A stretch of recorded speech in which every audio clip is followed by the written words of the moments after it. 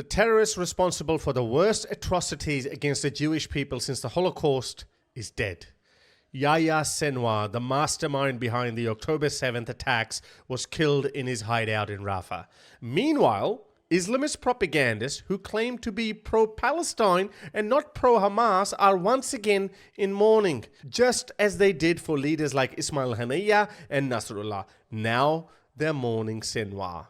This is Harris Sultan reporting on another blow to Islamists worldwide who seem to believe in divine intervention. Yet, if there is a God, he appears to have nothing to do with these terrorists.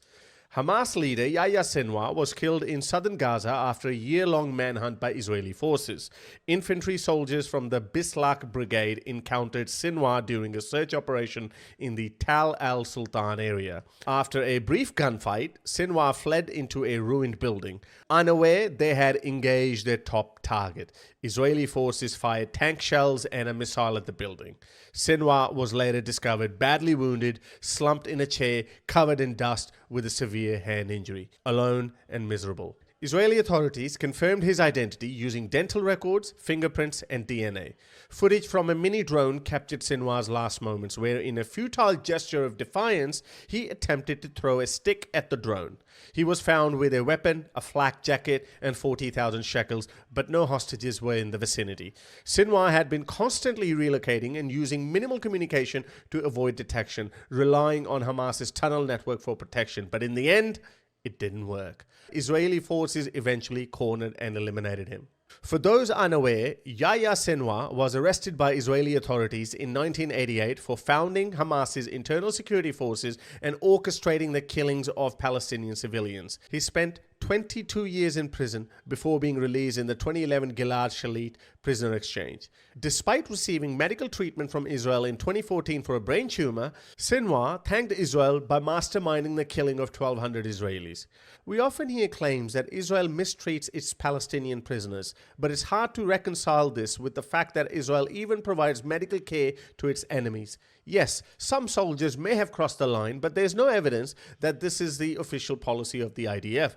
Just as in Abu Ghraib prison, where American soldiers were punished for abusing Iraqi prisoners, it doesn't mean abuse is the military's official policy. Israel's military justice system has prosecuted some soldiers for misconduct, although convictions remain rare. While Israel is far from perfect, it's incomparable to groups like Hamas or Hezbollah, which openly order their fighters to mistreat prisoners and commit atrocities as seen in the horrors of October 7th. Israel's military may have its flaws, but it does not operate under the same brutal ideology. Now imagine dedicating your entire life to the destruction of a nation only to take your final breaths with the flag of that very nation waving just meters away. In the end, Senwar was forced to witness the enduring symbol of his enemy's strength, making his demise all the more sad. Yet, despite this, Islamist propagandists continue to glorify him, falsely portraying his death as heroic. One of them, Dildo Boy, tweeted this: Israeli drone footage of Yahya Sinwar's last moments show him calmly sitting and even throwing an object at the drone, not sure what effect the IDF thinks this footage will have. They always overestimate the symbolic power of their leaders' deaths. If Palestinians continue down the path Sinwar chose, more will face his same miserable end. Muhammad Hijab also tweeted, "Killing Sinwar gives more legitimacy to Hamas with the Palestinians. When was the last time a Western leader fought or died on the battlefield? Sinwar didn't die heroically. He died as any violent ideologue would, alone and miserable." We've seen these propagandists repeatedly claim that Israel is losing, calling its army a diaper army, while Israel continues to eliminate the leadership of Hamas, Hezbollah, and hopefully soon, the Islamic regime in Iran.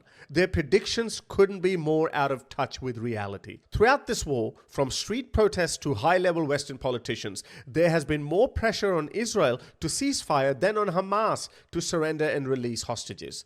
These calls began immediately after October 7th, even before Israel had a chance to retaliate. It was clear from day one that many wanted Israel to just suck it up and let Hamas off the hook. But credit goes to Israel's leadership, especially Benjamin Netanyahu and its people, for standing firm in the pursuit of justice for the victims of October 7th. With the key players behind the attacks now dead, Israel has offered amnesty and safe passage to those holding the remaining hostages if they surrender. This war can only end after all the hostages are released, and hopefully now they will release them. The Prime Minister is offering immunity, essentially, to anyone who is still holding hostages, saying if you leave with your hands above your head, lay down your arms, release the hostages, we will let you leave alive. But if you continue to hold on to the hostages, we're coming to get you. This is a crucial moment for Western leaders to learn from past mistakes and urge the remaining Hamas fighters to surrender and release the hostages. Israel has the upper hand and can continue its military action, which would result in more civilian casualties.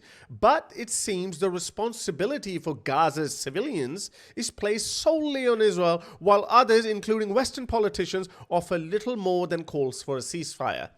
I must point out the hypocritical stance of Kamala Harris, who urged Israel not to go into Rafah, where Senwar was hiding and eventually killed. We have been clear in multiple conversations and in every way that any major military operation in Rafah would be a huge mistake. Thankfully, Netanyahu did not listen and Israel managed to eliminate its top enemy in Rafah. Yet Kamala Harris had the audacity to comment on Senwar's death afterward. Today, Israel confirmed that Yahya Sinwar, the leader of Hamas, is dead, and justice has been served. And the United States, Israel, and the entire world are better off as a result. And I commend their work. And I will say to any terrorist who kills Americans, threatens the American people, or threatens our troops or our interests, know this: we will always bring you to justice. The key point is that with Senwar's death, there's an opportunity for the remaining Hamas fighters to surrender and for the hostages to be freed. This would bring relief to the 2 million people in Gaza suffering due to Hamas's leadership. With Senwar gone, let's hope Hamas disintegrates and no similar ideology rises in its place. Islamist propagandists, on the other hand, worldwide, have done nothing but add fuel to the fire, glorifying death for Gazans while they live safely outside the conflict zone. They've cheered every loss as a victory, urging more Gazans to die for their religious obsession with destroying Israel. Let's hope that Senwar's death marks the beginning of the end of this cycle of violence. Some claim Israel's goal was to eliminate Hamas. While that was part of the objective, but the real goal was to diminish Hamas's capacity to threaten Israel. For now, it seems Israel has bought itself another decade of relative peace. This ideology may resurface again, but let's hope that by then, the world is wiser than it is today and won't serve as useful idiot for Hamas or any similar group. I hope you found today's video insightful. You can support this channel by becoming a patron on patreon.com/HarusSultan, or you can buy me a coffee by going to buymeacoffee.com/HarusSultan. Until next time, ta-da. If you'd like to support my work, you can become my patron by going to patreon.com/HarusSultan, or you can simply buy me a coffee.